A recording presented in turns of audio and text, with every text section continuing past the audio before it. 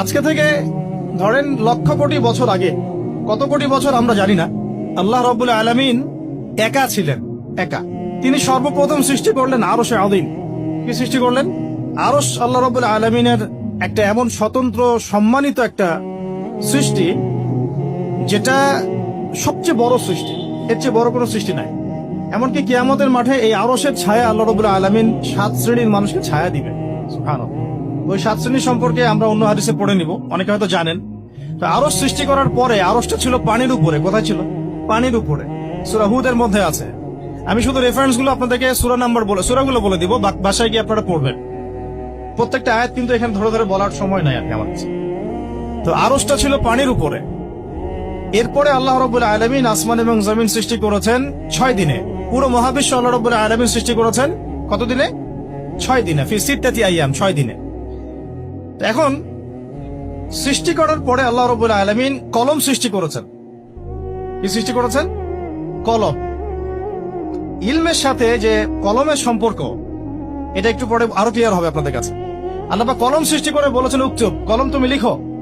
কলম তো আমাদের সংজ্ঞামত জড় পদার্থ, তাই না? হ্যাঁ, তো আল্লাহ পাক বলছেন কলমকে তুমি লিখো। তো কলম কথা বলছে, মাযা আকতুব, আমি কি লিখবো? আল্লাহ পাক বলছেন লিখো, কিয়ামত পর্যন্ত যা যা হবে সব লিখে ফেলো। এরপর আল্লাহ রাব্বুল আলামিন লাউহে মাহফুজের মধ্যে একদম from the very beginning till the last day of judgement প্রত্যেকটা কথা লাউহে মাহফুজে লেখা আছে। এমনকি আপনার কার সাথে বিয়ে হবে সেটাও, কয়টা বাচ্চা কাচ্চা হবে সেটাও। তাই এত অস্থির হওয়ার দরকার নাই, রিজিকে যা আছে আসবে ইনশাআল্লাহ। লেখা যদি হয়ে থাকে আসবে না? আসবে ইনশাআল্লাহ। সবর। তো এই জন্য মুমিনদেরকে বলা হয়েছে তোমরা কখনো হতাশ হবে না, কারণ তাকদীর লেখা হয়ে গেছে, হতাশ হওয়ার কোনো কারণ নাই।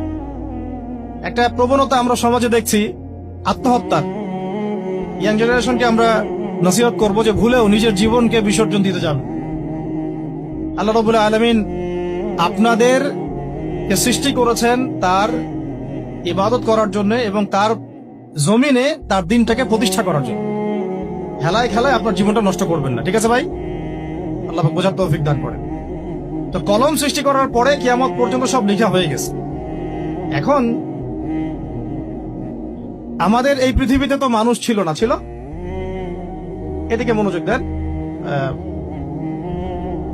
এই পৃথিবীতে কি আগে মানুষ ছিল? এই পৃথিবীতে আগে কি ছিল তাহলে বলেন? হ্যাঁ, মাশাআল্লাহ। এই পৃথিবীতে আগে কি ছিল? এখন ওরা নাই। সবার সাথেই কিন্তু একটা করে আছে। কমপক্ষে কয়টা করে? সবার সাথে কমপক্ষে একটা করে।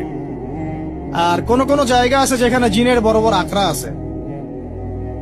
পৃথিবীতে যে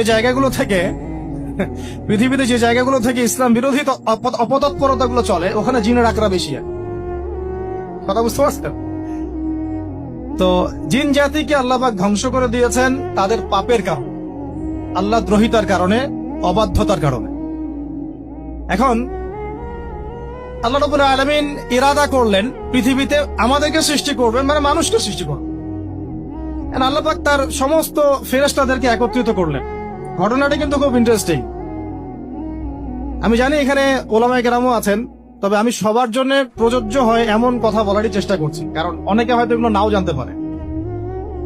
তো আল্লাহ পাকের ভাষায় আমি যদি বলি, আল্লাহ রাব্বুল আলামিন বলছেন, বা'দা আউযু বিল্লাহি মিনাশ শাইতানির রাজীম, ওয়া ইয ক্বালা রাব্বুকা লিল মালায়েকা ইন্নী জাঈলুন ফিল আরদি খলিফা। হে নবী মুহাম্মদ সাল্লাল্লাহু আলাইহি ওয়াসাল্লাম, তুমি স্মরণ করো সেই সময়ের কথা যখন আল্লাহ তোমার রব সমস্ত ফেরেশতাদেরকে ডেকে বলেছিলেন যে ইন্নী জাঈলুন ফিল আরদি খলিফা, আমি জমিনে মানে পৃথিবীতে আমার খলিফা পাঠাতে চাই।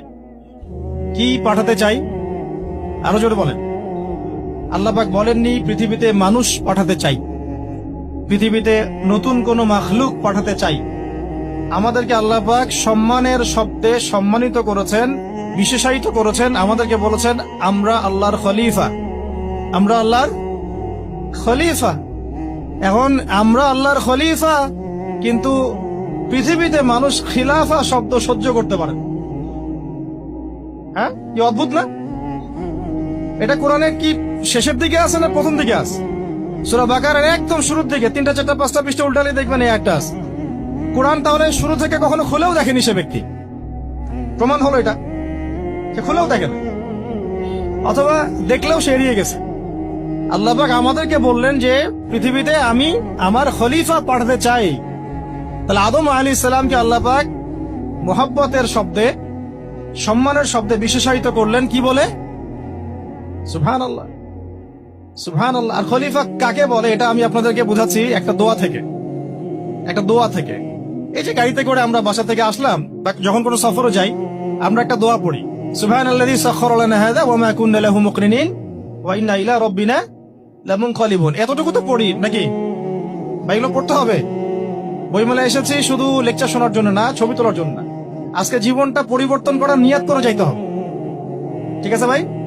বই প্রকাশ করা, ছাপানো, বিক্রি করা, লেখা, এর চেয়ে বড় কথা আমার জীবনটা ইলমের আলোয় আলোকিত করা।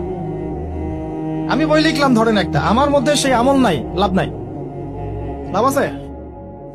আমি বই ছাপাইছি 100, 200, 500, 1000, আমি নিজেই আমল করি না, হবে?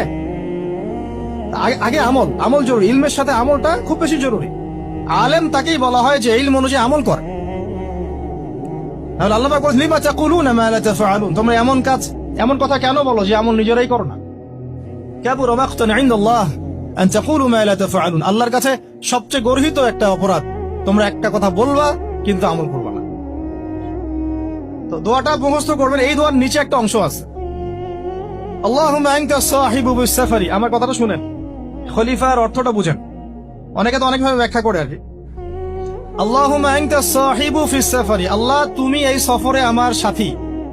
সফরে বের হওয়ার সময় দোয়া পড়ছি আমরা, আল্লাহুম্মা আনতা সাহিবু ফিস সাফারি, আল্লাহ তুমি এই সফরে আমার সাথী। ওয়াল খলিফাতু ফিল আহলি ওয়া মালি, আল্লাহ আমি তো বাসায় নাই, আমার বাসার আহাল মালের খলিফা হচ্ছে তুমি আল্লাহ। তাহলে খলিফা শব্দ দিয়ে কি বুঝলেন? আল্লাহ আমার বাসার আহাল মালের খলিফা মানে কি? আমার স্থলাভিষিক্ত তুমি আল্লাহ, আমি ওখানে নাই বাসায়, আমি সফরে বের হয়ে গেছে, আমার স্ত্রী, আমার সন্তান, আমার মাল, আমার জান, এগুলোর দায়িত্ব তোমার, তুমি খলিফা। কত চমৎকার দোয়া। তাহলে পৃথিবীতে আমি আমার খলিফা পাঠাতে চাচ্ছি, তার অর্থ কি? আল্লাহ রাব্বুল আলামিন এই পৃথিবীতে আমাদেরকে তার প্রতিনিধি বানিয়েছেন। সুবহানাল্লাহ, সুবহানাল্লাহ। তাহলে আমরা নিজেদের আত্মপরিচয় ভুলে গেলাম যে আমরা আল্লাহর প্রতিনিধি।